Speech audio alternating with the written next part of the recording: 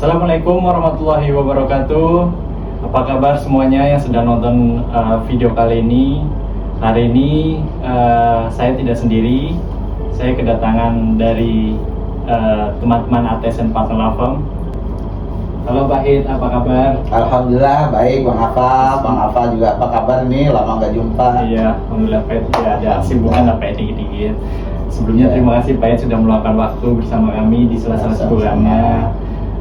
Lagi sibuk apa nih Pak Hid sekarang ini? Alhamdulillah kita lagi ada kesibukan ya Bapak. Sekarang kita lagi ya biasalah nama lawyer gitu ya, nanganin banyak permasalahan hukum gitu, dan kebetulan kita lagi fokus banyak menangani persoalan PKPU ya, penundaan kewajiban hutang ya bagi perusahaan-perusahaan yang ditagih sama kreditur begitu. Nah itu lari ke kita ajukan PKPU untuk kita restruct pembayaran hutangnya melalui pengadilan gitu. Dan alhamdulillah ada beberapa yang sedang kita pegang gitu, baik di Jakarta maupun di Bali gitu, dan makanya ya mohon doanya supaya lancar dan sehat terus dari ATS Law Firm ini. Oke. Tapi ngomong-ngomong nih Pak Hid, tumben nih Pak Hid sendiri nih. Sebelumnya Pak Tovan ini kemana nih Pak Hid? Iya. Tadi Pak Tovan kirim pesan buat teman-teman semua, dari teman-teman pemerhati kasus Subang serta teman-teman pemerhati YouTube semua begitu. Beliau sekarang lagi persiapan perjalanan ke Cina. Ada beberapa hal yang harus diurus, baik perkara maupun investasi gitu ya. Semoga beliau diberikan kelancaran dan mohon doanya semua kepada teman-teman supaya kesehatan diberikan dan kelancaran dalam pekerjaan begitu kira-kira. Oke. Mungkin langsung saja kita ya ke pokok inti dari podcast kali ini. Kan banyak banget nih dari netizen menanyakan terkait perkembangan kasus Subang nih Pak Hid ya. Yeah. Mungkin pertanyaan yang pertama ini terkait putusan kasasi Abi nih Pak Hid ya. Abi, bagaimana tanggapan dari ATS nih mungkin? Baik, begini Bang Afa ya, kita mendapat info tentang putusan Abi itu pada tanggal berapa, 22 ya, dan putusannya itu tanggal 20 Januari, putusan kasasi Abi ya, 20 Januari 2026. Putusannya menyebutkan bahwa permohonan kasasi yang diajukan oleh terdakwa Abi Aulia dan jaksa penuntut umum dinyatakan ditolak. Artinya apa? Artinya adalah putusan pengadilan negeri, pengadilan tinggi itu yang berlaku. Jadi saat ini putusan Abi tetap sudah inkrah dengan putusan 18 tahun penjara gitu. Dan hal ini menurut kami adalah hal yang positif gitu ya. Karena kenapa? Karena akhirnya salah satu terdakwa kasus pembunuhan di gudang anak ini statusnya sudah inkrah dan sudah melalui proses hukum yang memang sudah jelas, nyata, fair, telah terbukti di pengadilan sebagai seorang pelaku pembunuhan berencana ibu dan anak di Subang ini gitu. Jadi kita bersyukur sekali. Saya pikir juga bukan hanya kita selaku kuasa hukum dari keluarga korban, Ibu Amelia dan Ibu Tuti begitu, serta kuasa hukum dari saudara Ramdhanu sebagai saksi yang membongkar kasus ini, sangat bersyukur sekali akhirnya kasus Subang ini ada titik temu dan salah satu tersangka atau terdakwa telah dihukum 18 tahun penjara dan sudah inkrah. Jadi sudah ada 3 orang dalam hal ini. Ada Bapak Yosef sudah dihukum, sudah inkrah, ada Ramdhanu sudah inkrah juga, ada Abi yang sudah inkrah juga, dan alhamdulillah Ramdhanu juga sudah menjalani hukuman yang lumayan lama gitu, dan insya Allah sebentar lagi juga akan menghirup udara bebas ya, kurang lebih sekitar bulan Agustus 2006. Saudara Ramdhanu ini insya Allah bisa menghirup udara bebas gitu. Jadi artinya perjuangan dari teman-teman ATS ini terkait Ramdhanu ya sini Pak ya, artinya sudah memuaskan bukan kalau dari tim ATS sendiri? Iya, terus terang kami juga bersyukur gitu ya. Ini bukan hanya perjuangan dari tim ATS, ini perjuangan dari seluruh netizen, seluruh masyarakat Indonesia, seluruh warga Subang yang telah dengan sabar, dengan ikhlas, dengan konsisten mengawal kasus Subang ini sehingga bisa sampai di titik ini. Karena tanpa ada pengawalan atau support dari para netizen, dari pemerhati kasus Subang, dari masyarakat Indonesia, saya pikir akan sulit kasus ini bisa terpecahkan atau terselesaikan sampai di titik ini, gitu Pak. Terima kasih Pak ya. Kalau kita berbicara masih agak menyerempet nih ya Pak ya, Yeah. terkait kasusnya Mimin dan Ariki, dari pandangan ATS Platform ini sendiri seperti apa? Iya, pada saat awal klien kami membongkar kasus pembunuhan ibu dan anak di Subang ini, di situ ada beberapa pelaku, yakni klien kami, Saudara Ramdhanu sebagai justice kolaborator, sebagai saksi sekaligus jadi tersangka juga. Terus kemudian ada Bapak Yosef, ada juga Abi, ada juga Mimin dan Ariki. Ini 5 orang nih. 5 orang yang telah dinyatakan bersama-sama dalam kasus pembunuhan ibu dan anak di Subang. Ini 3 sudah dihukum, sudah divonis sampai tingkat kasasi dan telah inkrah putusannya. Tinggal 2 orang, tinggal Ariki dan Mimin. Nah, Ariki dan Mimin ini oleh pihak kepolisian sudah dinyatakan sebagai tersangka dan sudah dilakukan juga pra-peradilan terhadap keduanya ini oleh kuasa hukumnya, dan pra-peradilannya ditolak. Artinya apa? Status tersangkanya secara hukum adalah sah, gitu ya.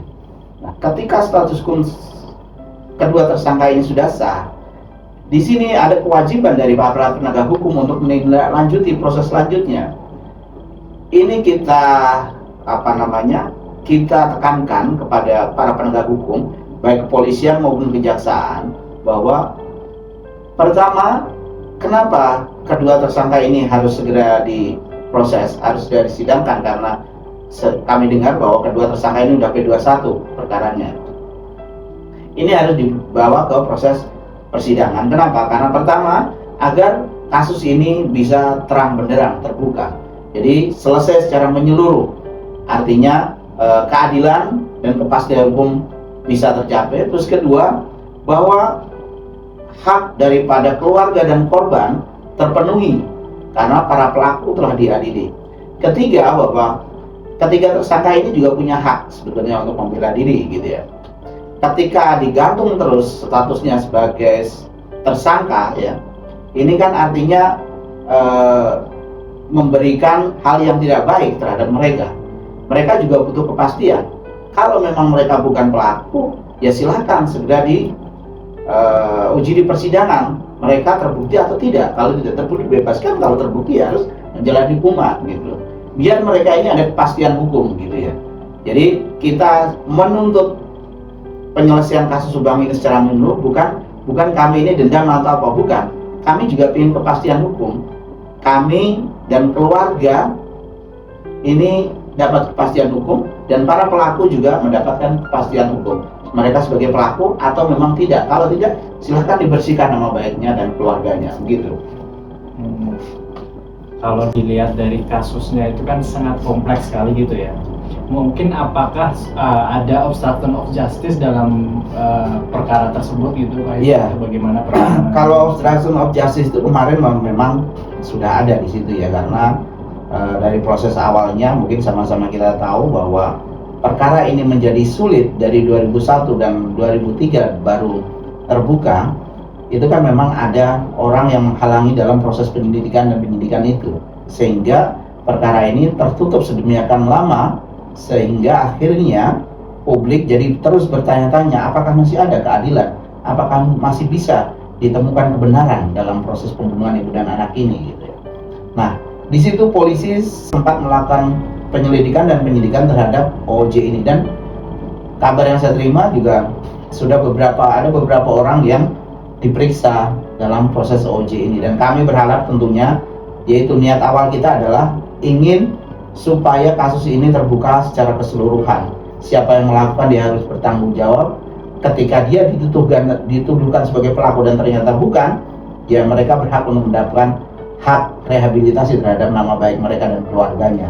Nah, kami ingin supaya kasus ini terbuka secara menyeluruh, selesai secara menyeluruh, termasuk kasus pembunuhannya dan termasuk kasus OOJ-nya itu tadi, obstruction of justice. Kami ingin supaya masyarakat, warga negara ini equal di depan hukum, sama di depan hukum. Siapa tidak pandang bulu, orang kaya, orang susah, pejabat dan seterusnya, itu jika mereka bersalah harus diadili. Itu hak yang mendasar dari setiap warga negara.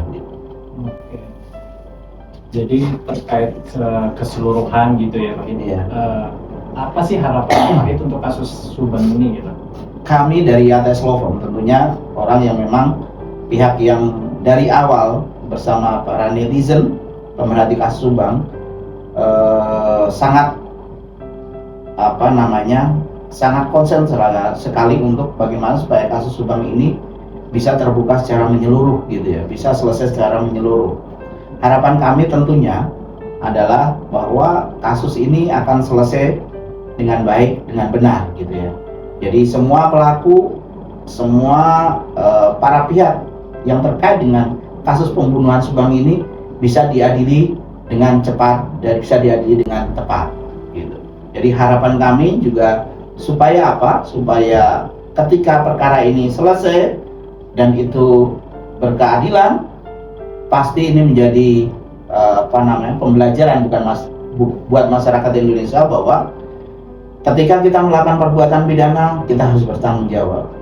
Ketika kita melihat ada perbuatan pidana, kita harus peduli untuk bagaimana supaya kasus tersebut bisa selesai dengan baik gitu. Jadi jangan sampai ada yang menutup-nutupi, jangan sampai ada yang ikut membacking, jangan sampai ada pihak-pihak yang memang mendapat keuntungan dari kasus pembunuhan ini. Karena pada dasarnya adalah setiap warga negara, setiap manusia punya kewajiban untuk melindungi nyawa, untuk melindungi harkat dan martabat dari masing-masing. Jadi harapan kami supaya kasus ini cepat selesai dengan tuntas dan tidak ada lagi penundaan-penundaan untuk menyidangkan kedua tersangka tadi. Karena saya pikir sudah jelas, tiga orang terdakwa sudah divonis dan sudah inkrah, tinggal 2 yang sudah disatukan sebagai tersangka dan belum disidangkan. Jadi sederhana saja keinginan kami dari ATS Law Firm untuk supaya kasus ini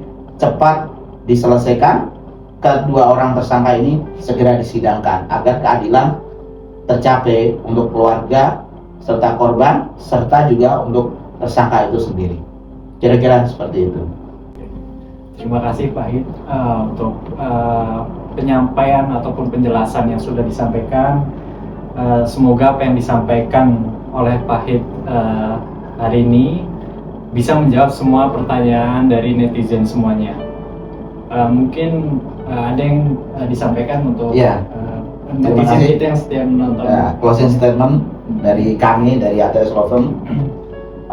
Terima kasih atas support dan dukungan masyarakat Indonesia, terutama netizen pemerhati kasus Subang, agar tidak capek, agar tidak lelah untuk mengawal kasus ini, agar tetap konsisten. Mari bersama-sama kita bahu-membahu untuk membongkar kasus pembunuhan Subang ini. Sebetulnya bukan hanya kasus Subang, semua kasus hukum, permasalahan hukum menjadi kewajiban kita untuk memonitor, untuk mengawasi agar apa?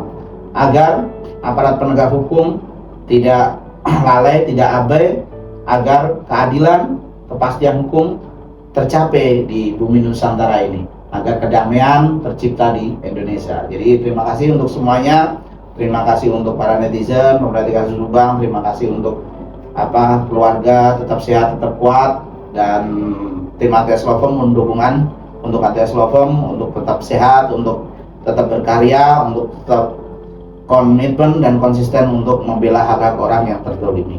Terima kasih. Assalamualaikum warahmatullahi wabarakatuh. Ya. Cukup sekian podcast kali ini. Jangan lupa untuk teman-teman semuanya untuk selalu setia menonton podcast ini, podcast yang mendidik. Jangan lupa klik subscribe, komen kalau ada yang dipertanyakan. Ya, cukup sekian dari saya. Wassalamualaikum warahmatullahi wabarakatuh. Waalaikumsalam. Terima kasih.